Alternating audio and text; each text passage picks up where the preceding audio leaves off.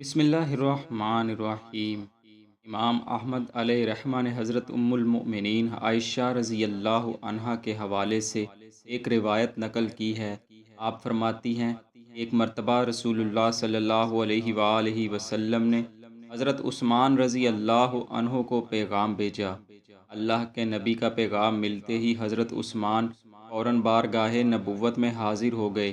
جب وہ حاضر ہو گئے تو رسول اللہ صلی اللہ علیہ وآلہ وسلم بھی عثمان کے پاس ہوئے۔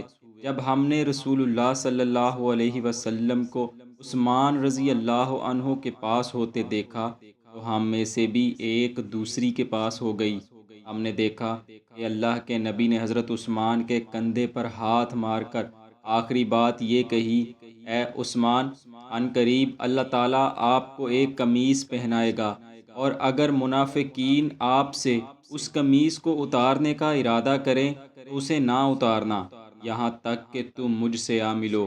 پھر آپ صلی اللہ علیہ وآلہ وسلم نے یہ بات 3 مرتبہ ارشاد فرمائی۔ راوی بیان کرتے ہیں، میں نے ام المؤمنین سے کہا، یہ بات آپ سے کہاں رہی؟ فرمانے لگی، خدا کی قسم میں اسے بھول گئی اور مجھے یاد نہیں رہی۔ راوی مزید بیان کرتے ہیں، میں نے اس سے متعلق حضرت معاویہ بن ابی سفیان کو اطلاع دی تو آپ نے میری بتائی ہوئی بات کو پسند نہ کیا اور ایک خط حضرت ام المؤمنین کی طرف لکھ بھیجا کہ آپ مجھے یہ حدیث لکھ کر ارسال کریں۔ بس حضرت ام المؤمنین عائشہ رضی اللہ عنہا کو جب یہ خط ملا تو آپ نے اسی حدیث کو تحریر کروایا اور خط حضرت معاویہ کو ارسال کر دیا۔ دوستو، یہ روایت احادیث اور تاریخ کی متعدد کتب میں ملتے جلتے الفاظ کے ساتھ موجود ہے، اور مورخین و محدثین کا اس پر اجماع ہے کہ رسول اللہ صلی اللہ علیہ وآلہ وسلم نے حضرت عثمان کے لیے جس قمیص کا ذکر فرمایا ہے اس سے مراد بار خلافت ہے، جسے آپ نے اختیار کیے رکھا، اور باوجود کہ آپ کو گھر میں بند کر کے اذیتیں دی گئیں اور اس بار خلافت کو چھوڑ دینے کے لیے ہر ہتھ کنڈے استعمال کیے گئے، مگر آپ نے اپنی جان قربان کرنا بہتر سمجھا، اس سے کہ رسول اللہ صلی اللہ علیہ وآلہ وسلم کے مبارک فرمان سے انحراف کیا جاتا۔ ایک روایت میں ہے، حضرت عائشہ رضی اللہ عنہا فرماتی ہیں، جب میں نے دیکھا حضرت عثمان قمیص اتارنے کے سوا ہر مطالبہ پورا کر رہے ہیں تو مجھے یقین ہو گیا کہ آپ رسول اللہ صلی اللہ علیہ وآلہ وسلم کی وصیت کی پاسداری کر رہے ہیں۔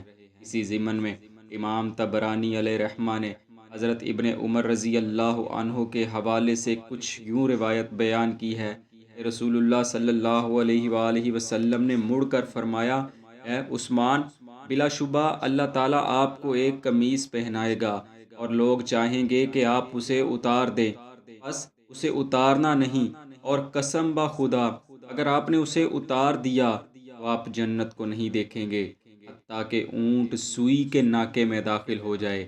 حافظ ابن کثیر علیہ رحمہ لکھتے ہیں، یہ روایت ام المؤمنین حضرت حفصہ رضی اللہ عنہا کی طرف منسوب ہے اور اس کے متن کی عبارت میں غرابت پائی جاتی ہے۔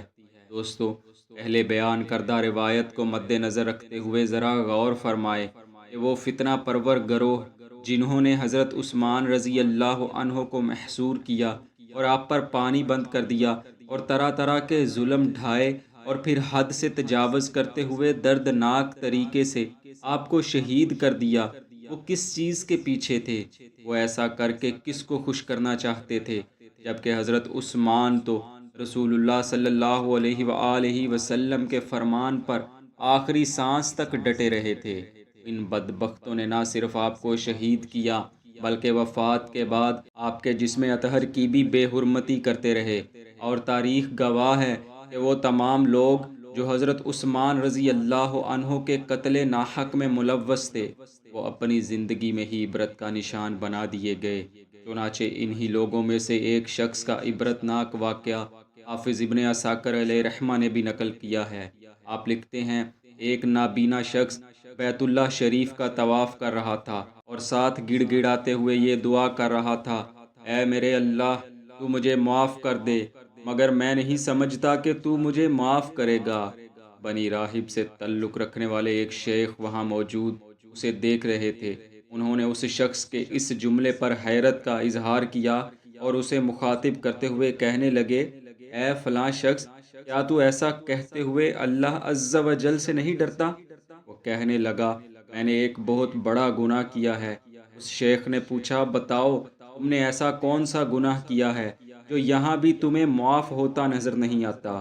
وہ کہنے لگا، جب حضرت عثمان بن عفان رضی اللہ تعالی عنہ کو شہید کر دیا گیا تو میں نے اور میرے ساتھی نے ارادہ کیا ہم ان کے منہ پر تھپڑ ماریں گے، بے شک وہ مر چکے ہیں۔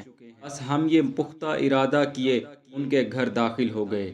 ہم نے گھر داخل ہوتے ہی دیکھا کہ آپ کی بیوی نائلہ رضی اللہ عنہا آپ کا سر گود میں لیے رو رہی ہے۔ ہم نے جاتے ہی اسے کہا، ان کا چہرہ کھولو، ہم ان پر تھپڑ ماریں گے۔ وہ کہنے لگی، کیا تم اس پر راضی نہیں ہو جو ان کے فضائل کے بارے رسول اللہ صلی اللہ علیہ وآلہ وسلم نے فرمایا ہے؟ یہ سننا تھا کہ میرا ایک ساتھی شرما کر اپنے مطالبے سے ہٹ گیا اور واپس لوٹ گیا، لیکن میری بدقسمتی کہ مجھ پر انا کا بھوت سوار تھا، میں نے زبردستی حضرت عثمان کے چہرے سے پردہ ہٹایا اور اپنی انا کی تسکین کی خاطر ان کے منہ پر تھپڑ مار دیا۔ میں جو ہی ان کے منہ پر تھپڑ مار کر واپس پلٹا تو حضرت نائلہ نے کہا، اے بدبخت، تو نے ایسا کیوں کیا؟ اللہ تیرے ہاتھ سکھا دے اور تجھے اندھا کر دے اور تیرا گناہ معاف نہ کرے۔ وہ شخص کہنے لگا، میں ابھی دروازے تک بھی نہ پہنچا تھا کہ میرے دونوں ہاتھ بے جان ہو گئے اور میری آنکھوں کی روشنی زائل ہونے لگی، اور اب جب کہ حضرت نائلہ کی دونوں دعائیں قبول ہو چکی تو تیسری کے قبول ہونے میں کیا شک رہ جاتا ہے؟ یعنی اللہ تعالیٰ میرا گناہ معاف نہیں کرے گا۔ محمد بن سیرین کہتے ہیں، میں نے اس شخص کا ہاتھ دیکھا تو وہ آؤد کی سوکھی لکڑی کی طرح خشک ہو چکا تھا۔ دوستو، یہ وہی عثمان بن عفان رضی اللہ تعالی عنہ ہیں کہ جن کی شہادت کی خبر خود مخبر صادق حضرت محمد رسول اللہ صلی اللہ علیہ وآلہ وسلم نے اپنی مبارک زندگی میں دے دی تھی۔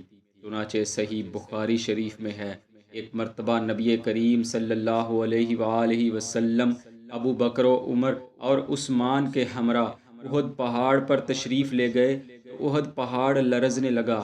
حضور نے احد پہاڑ کو حکم فرمایا، اے احد، ٹھہر جا، تجھ پر ایک نبی، ایک صدیق اور 2 شہیدوں کے سوا کوئی اور نہیں ہے۔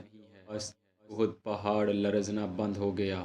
اس حدیث پاک کی روح سے آپ شہید ہیں اور یقیناً اللہ عز و جل کی رحمت خاص میں ہوں گے۔ دعا ہے، اللہ کریم ہمیں تمام صحابہ کرام کی عزت و توقیر کرنے اور ان کے نقش قدم پر چلتے ہوئے اپنی زندگیاں سنوارنے کی توفیق عطا فرمائے، آمین۔